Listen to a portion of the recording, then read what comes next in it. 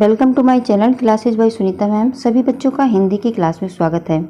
बच्चों, आज हम इस वीडियो में पढ़ेंगे कक्षा 8 का पेड़ों के संग बढ़ना सीखो।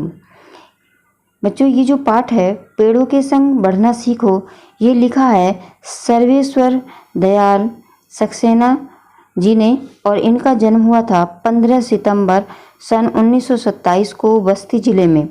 बच्चों, ये जो पाठ है आपका पेड़ों के संग बढ़ना सीखो, ये सर्वेश्वर दयाल सक्सेना जी ने लिखा था, जिनका जन्म 15 सितंबर सन 1927 को बस्ती जिले में हुआ था। ये नई कविता के श्रेष्ठ कवियों में से एक हैं। इनके काव्य में प्रगतिशील चेतना की प्रधानता है और कुआनो नदी, गर्म हवाएं तथा खूंटियों पर टंगे लोग, कविताएं, दो काठ की घंटियां, बांस का पुल, बिल्ली के बच्चे इनकी रचनाएं हैं। बच्चों, इनके निबंधों की भी रचनाएं हैं, इन्होंने निबंध भी लिखे और इनका देहावसान सन 1983 ईस्वी को हो गया। अब हम जानेंगे कि इनकी जो कविता है पेड़ों के संग बढ़ना सीखो, वो अब हम उस कविता को समझेंगे। बच्चों, ये तो सभी जानते हैं कि हमारे जीवन के लिए और सभी के जीवन के लिए पेड़ों का होना कितना आवश्यक है। अगर पेड़ ना हो तो बच्चों हम सांस भी ना लेने पाए। तो इसीलिए यहाँ पर जो कवि हैं उन्होंने इस कविता के माध्यम से कवि ने पर्यावरण संरक्षण की प्रेरणा दी है कि सभी को अपने घरों में एक पौधा जरूर लगाना चाहिए। और यही मंशा इन कवि की भी है कि वो बहुत दिनों से क्या सोच रहे हैं, इसके बारे में उन्होंने इस कविता में बताया है। तो सभी बच्चे सबसे पहले इस कविता का सस्वर वाचन करेंगे मेरे साथ। आप भी इसी प्रकार से इसका वाचन करिए। बहुत दिनों से सोच रहा था थोड़ी सी धरती पाऊं, उस धरती पर बाग बगीचा जो हो सके लगाऊं। मेरे साथ आप सब बच्चे भी इसका सस्वर वाचन करेंगे। खिले फूल फल चिड़िया बोले, प्यारी खुशबू डोले, ताजी हवा जलाशय में अपना हर अंग भिगोले। हो सकता है पास तुम्हारे अपनी कुछ धरती हो, फूल फल लदे अपने उपवन हो, अपनी परती हो सकता है छोटी सी क्यारी हो, महक रही हो, छोटी सी खेती हो जो फसलों से दहक रही हो। बच्चों, ये जो कविता है ये प्रस्तुत काव्यांश जो है हिंदी पाठ्य पुस्तक मंजरी कक्षा 8 में संकलित कविता जो है पेड़ों के संग बढ़ना सीखो से ली गई है। और इस कविता में कवि सर्वेश्वर दयाल सक्सेना जी ने कहा है कि पेड़ों के संग बढ़ना सीखो। और पेड़ जो है हमारे लिए बहुत ही आवश्यक होते हैं और इस कविता के माध्यम से कवि ने पर्यावरण संरक्षण की प्रेरणा भी दी है।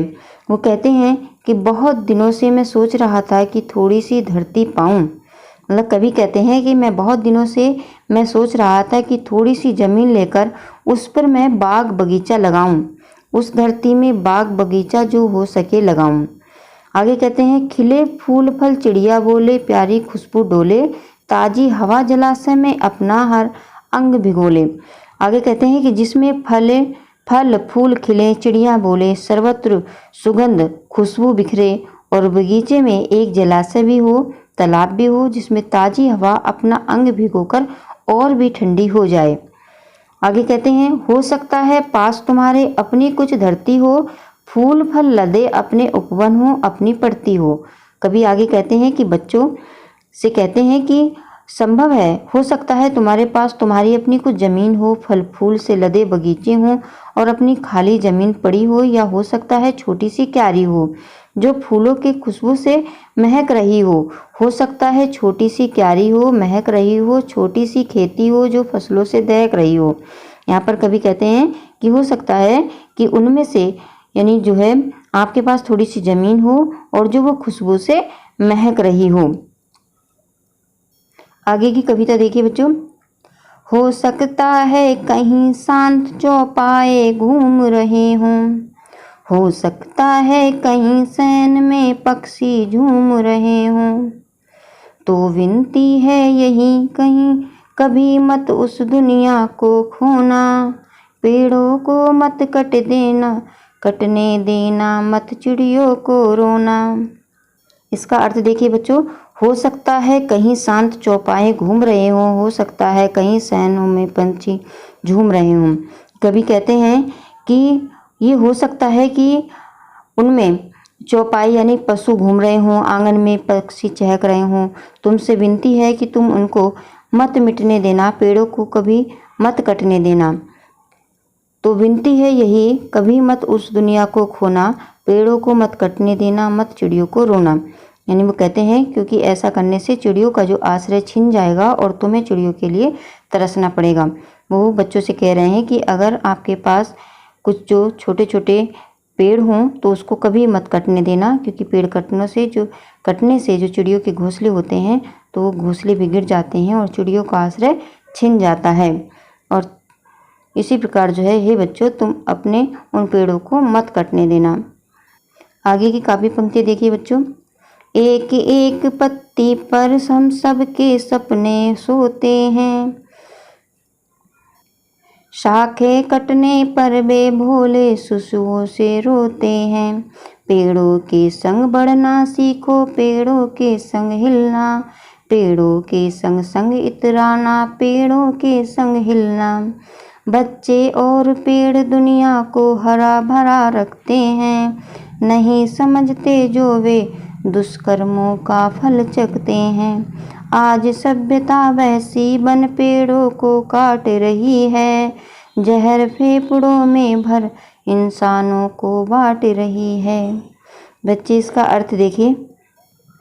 कभी कहते हैं कि एक एक पत्ती पर हम सबके सपने होते हैं, शाखें कटने पर वे भोले शिशुओं जैसे रोते हैं। यानी कभी कहते हैं कि पेड़ों वनस्पतियों की एक एक पत्ती हमारे लिए मूल्यवान है, क्योंकि वे हमारे सपनों को आधार देते हैं, हमारे सपनों को पूरा करते हैं। जब पेड़ों की शाखाएं कटती हैं तो वे भी शिशुओं की तरह रोते हैं, बच्चों की तरह रोते हैं। बच्चों यहाँ पर कवि बता रहे हैं कि बच्चों जब पेड़ कटते हैं तो जैसे छोटे बच्चे रोते हैं, उसी प्रकार से पेड़ कटने पर वो भी छोटे बच्चों की तरह रोते हैं। इसलिए अपने जीवन में पेड़ों को महत्व को समझो, पेड़ों के संग बढ़ना सीखो, पेड़ों के संग हिलना, पेड़ों के संग इतराना, पेड़ों के संग हिलना। वो कहते हैं कि बच्चों आप भी पेड़ों के संग बढ़ना सीखो, इतराना सीखो, हिलना सीखो। यानी पेड़ों को अपने जीवन का अभिन्न हिस्सा बना लो, उनके दुख को समझो। जब वो कटते हैं तो उनको भी दुख होता है, इसलिए पेड़ों को मत कटने दो। आगे कभी कहते हैं, बच्चों और पेड़ दुनिया को हरा भरा रखते हैं, नहीं समझते जो वे दुष्कर्मों का फल चखते हैं। इसमें कभी कहते हैं कि संसार की हरियाली और खुशहाली का जो आधार है वो सब पेड़ों की वजह से ही है। पेड़ व बच्चे हैं जो इस बात को नहीं समझते, उन्हें पछताना पड़ता है। मतलब जो मनुष्य नहीं समझते, पेड़ों का दुख दर्द नहीं समझते और पेड़ों को अपने मतलब के लिए, अपने फायदे के लिए काट देते हैं, तो बाद में उन्हें पछताना पड़ता है। वर्तमान समय में जो हमारी सभ्यता हो गई है वो बहसी सभ्यता हो गई है, अर्थात शहरीकरण व उद्योगीकरण ने मानव को पेड़ों का दुश्मन बना दिया है।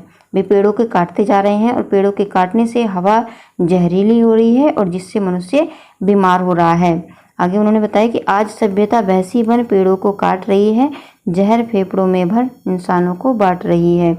कवि ने यहाँ पर बताया कि जिस तरह से इस दुनिया से जो है वृक्ष कम होते जा रहे हैं, लोग अपने मतलब के लिए पेड़ों को काटते जा रहे हैं और ये जो पेड़ों का कटना है ये मानव अपने आप ही अपने लिए जो है जहरीली हवा तैयार कर रहा है, जो एक दिन क्या होगा, उससे सभी मनुष्य बीमार पड़ जाएंगे। और जो जहरीली हवा जब हमारे अंदर जाती है, शरीर के अंदर जाती है, तो हमारे फेफड़ों को नुकसान देती है और इस प्रकार सारे ही जो मनुष्य है वो बीमार हो रहे हैं, क्योंकि पेड़ जब कटते हैं तो उन्हें दर्द होता है, दुख होता है और जो उनका दुख दर्द है वो हमें जहरीली हवा के रूप में प्राप्त होता है और जो जहरीली हवा है मनुष्य के शरीर के अंदर जाती है और मनुष्य को बीमार कर देती है। इस प्रकार बच्चों इस कविता में बताया है कि हे मनुष्यों सुधर जाओ और पेड़ों को मत काटो, क्योंकि पेड़ काटने से आप लोगों का ही नुकसान हो रहा है।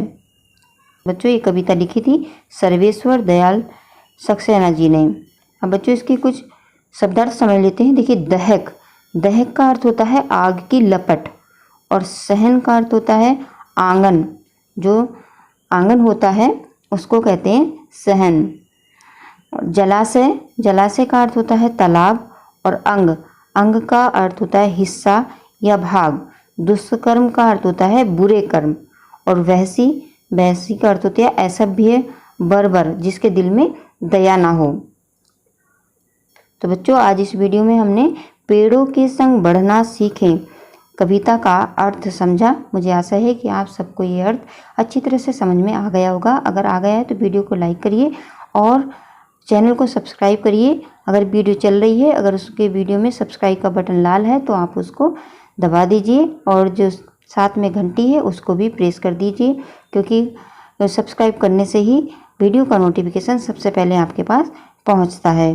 धन्यवाद।